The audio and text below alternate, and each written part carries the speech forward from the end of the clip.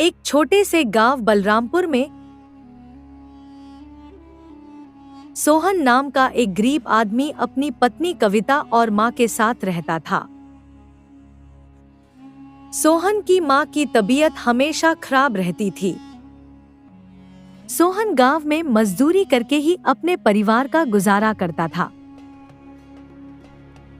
एक दिन उसकी पत्नी कविता ने उससे कहा, सोहन, अम्मा की हालत दिन ब दिन बिगड़ती जा रही है। अब तो दवा लेनी ही पड़ेगी, नहीं तो कुछ भी हो सकता है। कविता, मेरे पास एक भी रुपया नहीं है और खेत भी तो सूखा पड़ा है। अब तो कोई रास्ता ही नजर नहीं आ रहा। सोहन, एक बार सेठ श्यामलाल के पास जाकर देखो।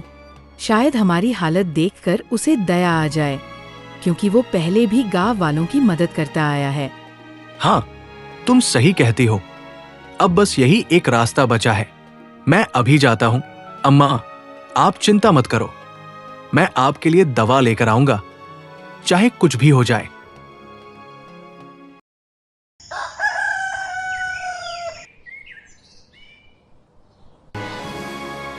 इसके बाद सोहन सेठ श्यामलाल की हवेली की ओर चल देता है।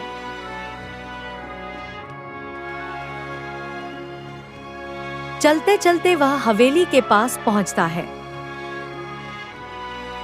वहां खड़ा नौकर उसे ऊपर से नीचे तक देखकर कहता है, क्या काम है तेरे जैसा फटेहाल आदमी का यहाँ? सुनो, मुझे सेठ जी से मिलना है। बहुत जरूरी काम है। ठीक है, यही ठहर, अभी पूछता हूं। थोड़ी देर में सेठ श्यामलाल बरामदे में आता है। उसके पहनावे से रईसी टपक रही थी। क्या बात है सोहन, फिर कोई उधारी की बात लेकर आया है क्या?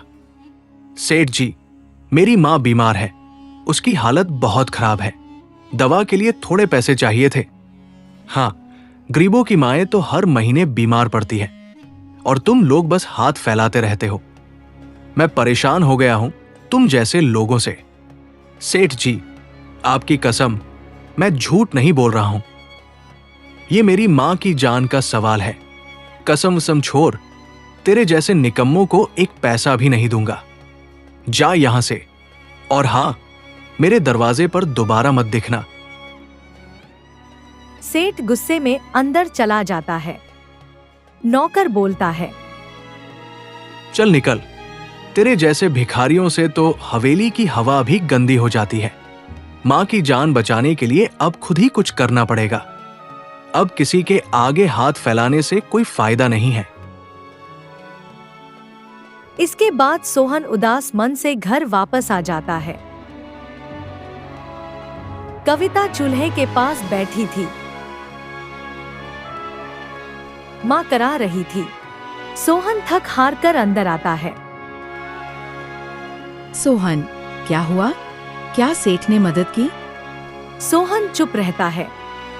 उसकी आंखें नीचे झुक जाती हैं। बोलो ना, आखिर हुआ क्या? सेठ ने मना कर दिया और मेरी बहुत बेइज्जती भी की। गरीब होना भी कितना बड़ा अपराध है इस समाज में। क्या गरीबों के लिए जिंदगी का कोई मोल नहीं? कविता, जो भी हो, लेकिन अब भीख नहीं मांगूंगा। चाहे मजदूरी करूं, जंगल से लकड़ी लाऊं या खदान में काम करूं, मां की दवा लाकर ही रहूंगा। अम्मा, आप ठीक हो जाएंगी। ये सोहन का वादा है।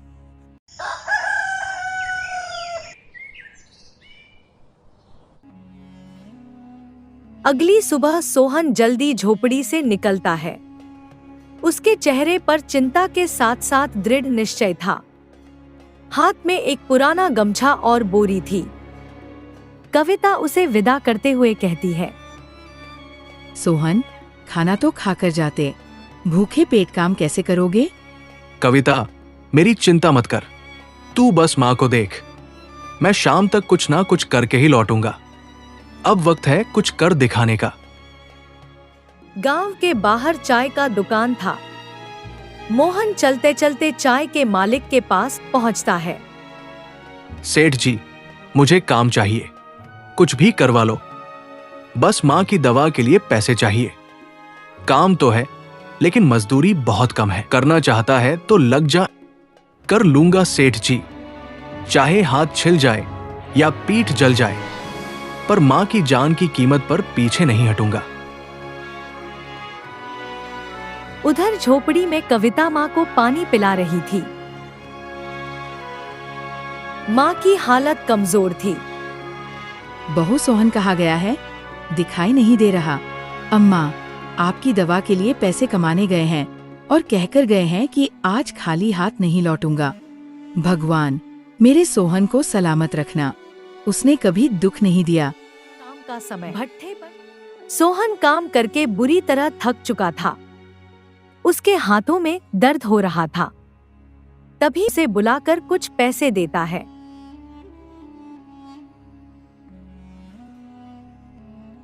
ये ले, आज की मजदूरी। बस इतने ही बनते हैं। धन्यवाद मां की दवा के लिए यही काफी है। और हाँ, कल फिर आऊंगा। सोहन थका हुआ था। हाथ में कुछ सिक्के और नोट थे जो मजदूरी के बदले मिले थे। उन्हें लेकर वह तेजी से घर की ओर लौट रहा था ताकि मां की दवा ला सके। बस अब दवा लूंगा और मां को दे दूंगा। आज वो ठीक हो जाएंगी। हे भगवान, बस अब कोई बाधा मत डालना। सूरज ढल चुका था। अंधेरा फैल रहा था। गांव और बाजार के बीच का रास्ता सुनसान था। सोहन जल्दी जल्दी चल रहा था। तभी झाड़ियों से को निकलते हैं। एक के हाथ में लाठी, दूसरे के पास छुरा था। अबे ओ, रुक जा। कहाँ जा रहा है इतनी जल्दी में? भाई, मैं गरीब आदमी हूं। बस मां की दवा लेने जा रहा हूं। दवा के लिए पैसे हैं तो हमें भी दे दे। हमें भी इलाज कराना है अपनी भूख का। चल, सुन लिया हो तो चुपचाप पैसे दे, वरना यही तेरा काम तमाम कर देंगे।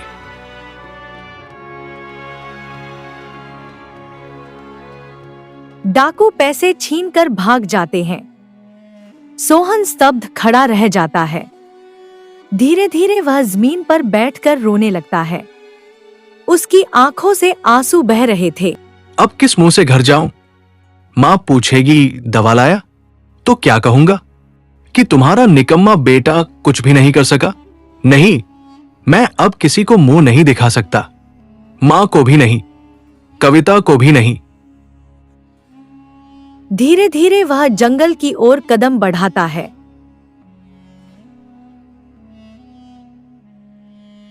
चांदनी रात थी और जंगल में अजीब सन्नाटा। उसका मन टूट चुका था। चलते चलते वह एक बड़े पत्थर के पास पहुंचता है और उस पर बैठ जाता है। शायद इसी जंगल में कहीं खो जाऊं। कोई पहचाने भी नहीं, न मां न पत्नी। एक बच्चा इस अंधेरे में क्या कर रहा है?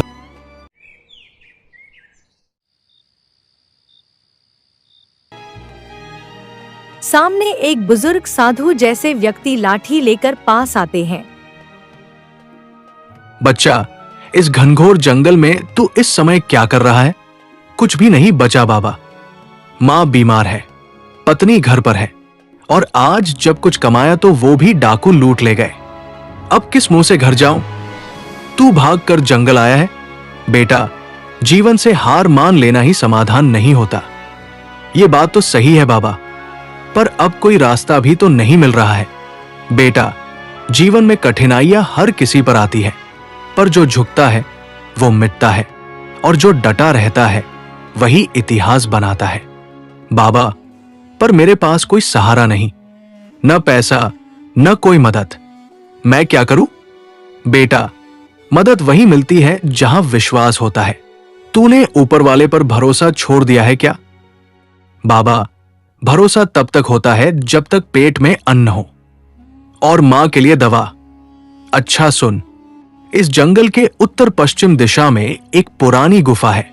लोग कहते हैं वहां एक रहस्यमयी दीपक है जो किसी सच्चे और परिश्रमी व्यक्ति को वरदान देता है। दीपक, क्या वो असली है?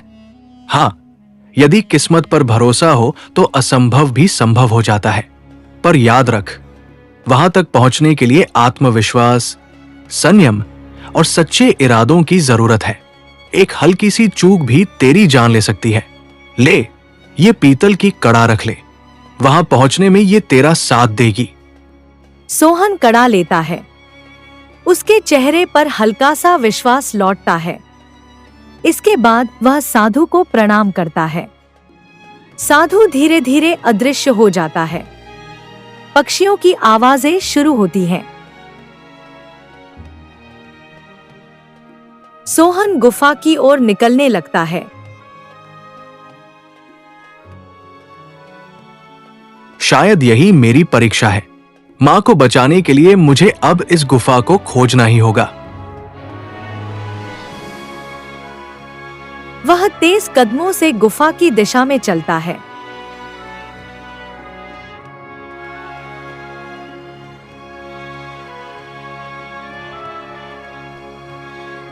कविता मां के सिरहाने बैठी थी। मां की हालत रात भर में और बिगड़ गई थी। कविता पड़ोस से कुछ राशन उधार मांगकर गुजारा कर रही थी। उसकी आंखों में चिंता थी। सोहन, तुम कहाँ हो? इतनी रात हो गई, अभी तक नहीं आए। न कोई खबर, न कोई संदेश। पता नहीं कुछ खाया भी होगा या नहीं। अम्मा, हिम्मत रखो, मोहन जरूर आएंगे। वो ऐसे कैसे अकेला छोड़ सकते हैं हमें? हे भगवान, मोहन जहां भी हो सही सलामत हो। उधर सोहन जंगल के कठिन रास्तों से गुजर रहा था। कांटेदार झाड़ियां, फिसलन भरी पगडंडी और जंगली जानवरों की आवाजें। वह थक गया था, लेकिन अपने लक्ष्य को लेकर दृढ़ था। हर कांटा, हर चुभन मां के दर्द से कम है। मुझे रुकना नहीं है जब तक मैं वहां पहुंच न जाऊं। कुछ दूरी पर उसे एक विशाल चट्टान दिखाई देती है। उसके पास एक छोटी गुफा का द्वार झांक रहा था। वह जल्दी से वहां पहुंचता है। गुफा के द्वार पर किसी साधु की एक पुरानी मूर्ति थी। नीचे लिखा था, केवल सच्चे मन वाले ही भीतर प्रवेश पा सकते हैं। मैं सच्चा हूं। मां को बचाने की आस ही मेरी सच्चाई है। जैसे ही वह अंदर कदम रखता है, एक तेज आवाज गूंजती है। रुक जाओ मानव, पहले अपनी नियत और साहस की परीक्षा दो। 3 प्रश्नों के उत्तर दो, तभी भीतर प्रवेश संभव है। पूछो, मैं हर परीक्षा देने को तैयार हूं। यदि तुझे वो दीपक मिले और तू मां को ठीक कर दे, परंतु बदले में तुझे कभी अमीर न बनने दिया जाए, तो क्या तू दीपक लेना चाहेगा? हाँ, मैं अपनी मां की जान के बदले 100 जन गरीब रह सकता हूं। उत्तर सत्य है। आगे बढ़ो। अगर तुझे एक सोने का थैला दिया जाए और कहा जाए कि तू मां को भूल जा, तो क्या तू स्वर्ण थैला लेगा? जिसने मुझे चलना सिखाया, जिसने खुद भूखे रहकर मुझे खिलाया, उस मां को छोड़कर अगर मैं सोना लूं तो मैं इंसान नहीं। तेरी भावना निर्मल है। आगे बढ़। अगर तुझे रास्ते में डरावने दृश्य, भूत प्रेत या मृगमरीचिका दिखे, तो क्या तू पीछे हटेगा? अगर मां की सांसें मुझसे जुड़ी है, तो मैं मृत्यु से भी टकरा जाऊंगा। तू योग्य है, तू सच्चा है, तू ही वो इंसान है जो दीपक तक पहुंच सकता है। अंदर से नीली रोशनी निकलती है। सोहन भीतर प्रवेश करता है। गुफा के भीतर एक विशाल कक्ष था। मध्य में एक छोटा सा दीपक जल रहा था। उसके चारों ओर पीतल की आकृतियां थी। दीपक रहस्यमयी नीली लौ से जल रहा था। क्या यही वो दीपक है जो मुझे चाहिए? वह धीरे से हाथ बढ़ाता है। तभी एक और आवाज आती है। हे मानव, तू अब तक सत्यता की कसौटी पर खरा उतरा है, पर मेरी शक्ति को पाने के लिए तुझे त्याग करना होगा। अपने किसी प्रिय का त्याग। क्या तू इसके लिए तैयार है? प्रिय का त्याग। मैं मां के लिए सब कुछ छोड़ सकता हूं, पर किसका त्याग करना होगा? कविता, तेरी पत्नी या मां जिनके लिए तू आया है, दोनों नहीं बच सकते। तुझे एक को चुनना होगा। यह सुनकर सोहन के चेहरे पर जैसे आसमान टूट पड़ता है। वह कांपते हुए जमीन पर बैठ जाता है। उसकी आंखों से आंसू बहने लगते हैं। क्या मां को चुनूं जिसने मुझे जन्म दिया, या सविता को जिसने हर कठिनाई में मेरा साथ दिया? हे ईश्वर, ये कैसी परीक्षा है। मैं किसी का त्याग नहीं कर सकता। अगर तेरी शक्ति पाने के लिए मुझे अपनों को खोना पड़े तो मैं ऐसी शक्ति नहीं चाहता, क्योंकि मैं अपनों को नहीं ठुकरा सकता। अगर मृत्यु ही मेरी किस्मत है तो मैं उसी को गले लगाऊंगा, पर अपनों का त्याग नहीं करूंगा। सोहन, तू सच्चा पुत्र, सच्चा पति और सच्चा मानव है। तेरी निस्वार्थता ही तेरा सबसे बड़ा बल है। मैं तुझे आशीर्वाद देता हूं। तेरी मां पूर्णतः स्वस्थ हो जाएगी। तेरा घर कभी दरिद्र नहीं रहेगा और तुझसे जन्मी संतानें उज्जवल भविष्य का निर्माण करेंगी। इसके बाद सोहन दीपक को हाथ में लिए गुफा से बाहर निकलता है। उसके चेहरे पर शांति और सुकून है। तभी सामने से तेजी से एक युवक आता है। रुको, वो दीपक मुझे चाहिए। मेरे पिता राजा साहब मृत्युशैया पर है। उन्हें बचाने का एकमात्र उपाय यही दीपक है। मैं आपसे भीख मांगता हूं, कृपया ये दीपक मुझे दे दीजिए। अगर ये दीपक ना मिला तो मेरे पिताजी नहीं बचेंगे। सोहन के मन में हलचल मच जाती है। वह दीपक को देखता है और फिर युवक को। भाई, मैंने ये दीपक बहुत संघर्ष से पाया है। ये मेरे लिए भी जीवन का वरदान है, क्योंकि मेरी मां भी मौत के दरवाजे पर है। सुनो, मैं एक राजकुमार होकर भी केवल एक बेटा बनकर ये दीपक मांग रहा हूं। दोनों की आंखें मिलती हैं, चुप्पी छा जाती है।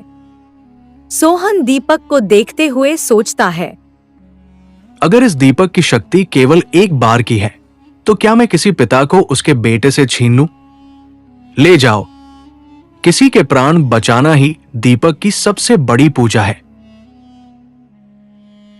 जैसे ही सोहन दीपक युवक को देता है, दीपक स्वयं आकाश में उठ जाता है और तेज रोशनी में बदल जाता है।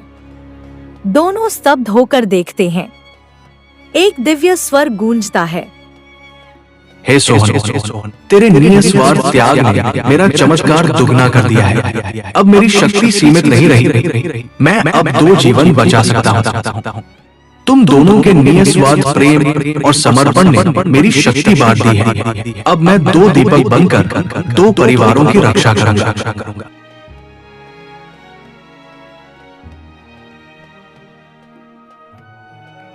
राजा बिस्तर पर पड़े हैं। राजकुमार दौड़ते हुए अंदर आता है। राजा बिस्तर पर पड़े हैं। राजकुमार दौड़ते हुए अंदर आता है। दीपक से निकलती ऊर्जा राजा को छूती है। पिताजी, आप ठीक हो गए। हे भगवान, तेरा बहुत बहुत धन्यवाद। पर बेटा, ये तू कैसे लाया?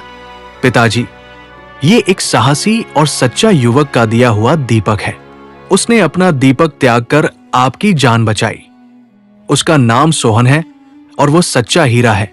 अच्छा, अगर ऐसा है तो उस युवक को दरबार में बुलाया जाए। हम अपने इस जीवनदान के बदले उसे कुछ देना चाहते हैं।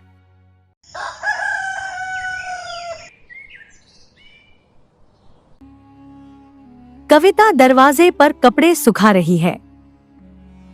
अचानक सोहन सामने खड़ा दिखाई देता है। उसके हाथ में दीपक है और आंखों में संतोष।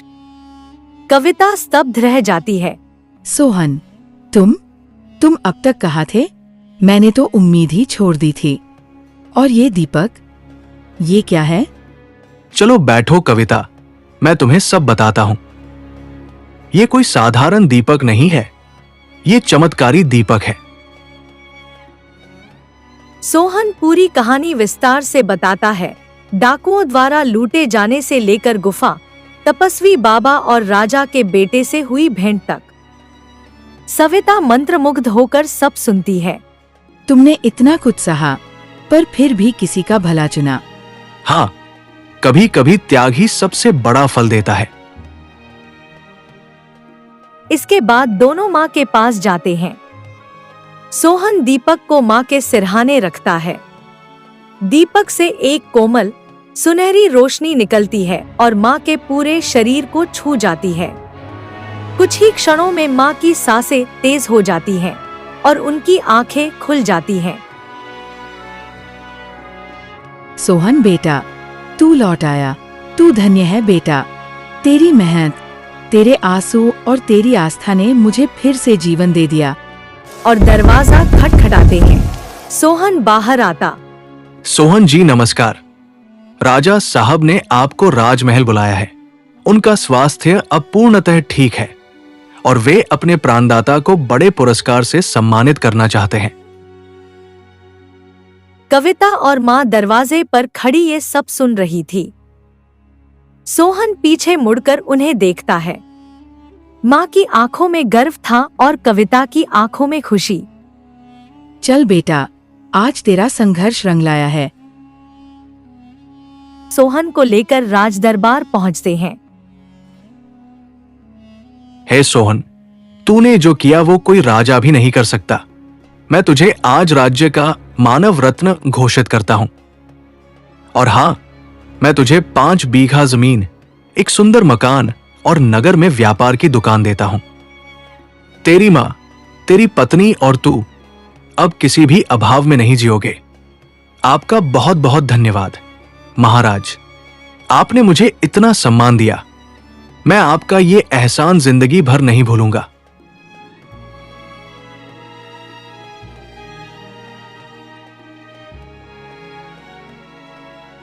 तुम सच में दीपक की तरह हो, जो खुद जलकर सबको रोशनी देता है। और तुम उस बाती की तरह जो दीपक को जलाए रखती है। पर असली दीपक तुम और मां हो, जिन्होंने मेरा विश्वास कभी बुझने नहीं दिया।